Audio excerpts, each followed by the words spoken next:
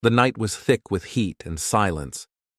On the tarmac of Entebbe airport in Uganda, the hostages lay on the floor, sleepless, their breaths shallow. Outside, armed guards patrolled beneath flickering floodlights. No one saw the aircraft approach. On June 27, 1976, Air France Flight 139 lifted off from Tel Aviv with 248 passengers aboard. Destination, Paris. But over Greece, everything changed. 2 Palestinians and 2 Germans hijacked the plane, claiming it for a militant faction of the Popular Front for the Liberation of Palestine. They diverted the flight to Benghazi, Libya for refueling, and then to Uganda, where dictator Idi Amin welcomed them like honored guests. In a flash, the travelers were prisoners. And Uganda, once a British colony, was now the stage for one of the boldest rescue missions in modern military history. The hijackers made their demands clear: release more than 50 pro-Palestinian prisoners from jails across Israel, France, Germany, and other countries, or the hostages would be executed. They began separating passengers by nationality. Non-Israeli hostages were released. The rest, mostly Israelis and Jews, were held back.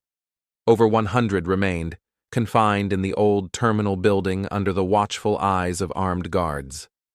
Back in Israel, the debate was immediate and agonizing. Negotiation meant submission. An assault risked a massacre. But time was running out. The deadline, July 4th.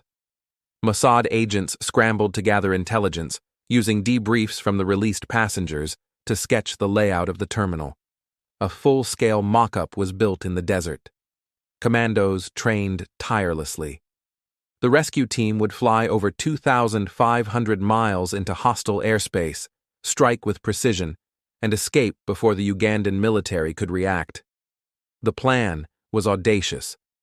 Under cover of darkness, 4 Israeli C-130 Hercules aircraft would descend onto Entebbe's runway. A black Mercedes, identical to the one Idi Amin used, would roll off first, followed by Land Rovers and teams of elite soldiers. The deception would buy them just enough time to breach the terminal. On July 3rd, at 11:01 p.m., the first plane touched down.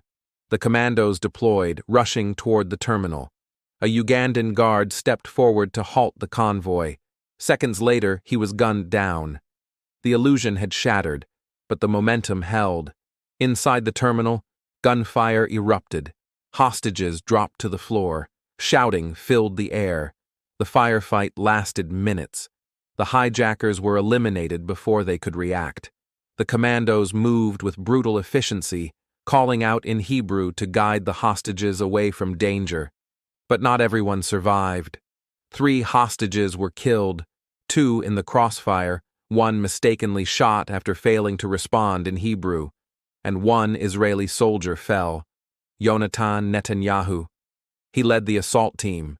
He was shot by a Ugandan sniper as the final vehicles prepared to pull away. He died in the arms of his comrades.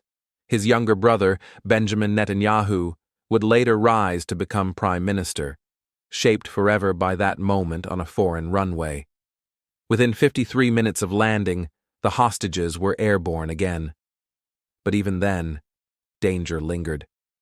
As they departed, Israeli planes destroyed Ugandan fighter jets on the ground to prevent pursuit. The world watched in stunned silence. Idi Amin, enraged, ordered retaliations. Dozens of Kenyan workers were executed in revenge. Dora Bloch, an elderly hostage who had been taken to a hospital prior to the raid, was murdered in cold blood. Amin's regime tightened its grip, but his international standing never recovered. The raid on Entebbe wasn't just a tactical victory, it became a symbol. A declaration that terror would not go unchallenged. That distance, politics, and risk could not stand in the way of duty. That the lives of citizens, no matter how far-flung, were worth fighting for. It was a moment when a small nation reached across continents and changed the rules of hostage rescue forever. Thank you for listening to Last Post History. Subscribe for more true stories from the world at war.